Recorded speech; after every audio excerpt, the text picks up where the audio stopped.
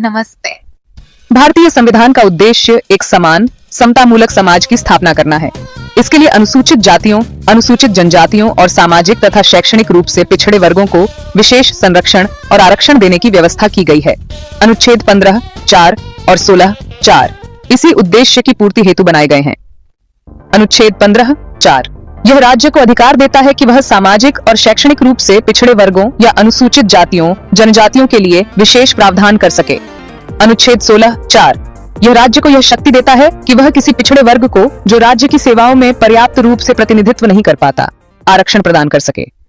पिछड़े वर्ग शब्द की संविधान में कोई निश्चित परिभाषा नहीं दी गई है, लेकिन न्यायालयों द्वारा इस शब्द की व्याख्या की गई है। क सामाजिक और शैक्षणिक पिछड़ापन ऐसे वर्ग जिनकी सामाजिक स्थिति कमजोर है, जैसे जातीय भेदभाव, छुआछूत, पारंपरिक रूप से नीची समझी जाने वाली जातियां। शैक्षणिक दृष्टि से कमजोर वर्ग जैसे उच्च शिक्षा में प्रवेश की कम दर, अशिक्षा, इन दोनों मानकों को संयुक्त रूप से देखा जाता है।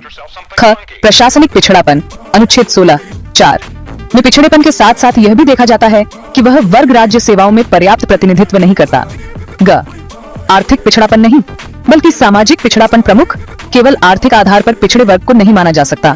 हालांकि बाद में 10% EWS आरक्षण अलग से जोड़ा गया है। राज्य को पिछड़े वर्गों को आरक्षण देने का अधिकार है, परंतु यह शक्ति निर्बंध नहीं है। न्यायपालिका ने इसकी कुछ सीमाएं तय की हैं। क कुल आरक्षण सीमा 50%। इंदिरा साहनी बनाम भारत संघ 1992 सुप्रीम कोर्ट ने कहा कि आरक्षण की सीमा सामान्यतः 50% से अधिक नहीं होनी चाहिए। अपवाद विशेष परिस्थितियों में, जैसे कुछ राज्यों में अनुसूचित जाति और अनुसूचित जनजाति की अधिक जनसंख्या, यह सीमा पार की जा सकती है, लेकिन उसे न्यायोचित ठहराना होगा। ख पिछड़ेपन की पहचान आयोगों की सिफारिश के आधार पर। राज्य को पिछड़े वर्गों की पहचान करने से पहले उचित डाटा एकत्र करना होता है। मंडल आयोग और अन्य राज्य आयोगों की सिफारिशें इसी संदर्भ में उपयोगी होती हैं।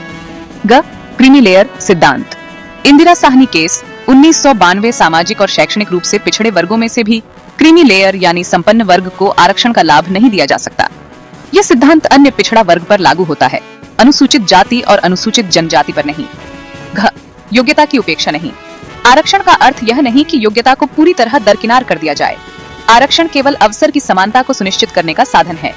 अ समय समय पर समीक्षा आवश्यक। राज्य को यह देखना होता है कि जिन वर्गों को आरक्षण दिया जा रहा है वे अब भी पिछड़े हैं या नहीं। आरक्षण को स्थायी न मानकर अस्थायी और विकासोन्मुख नीति माना गया है। 1 MR बालाजी बनाम राज्य कर्नाटक 1963 अनुच्छेद 15, 4 में पिछड़े वर्ग की व्याख्या की गई। आरक्षण 50% से अधिक नहीं हो सकता। आरक्षण असमानता को मिटाने का साधन है, समानता को नष्ट करने का नहीं।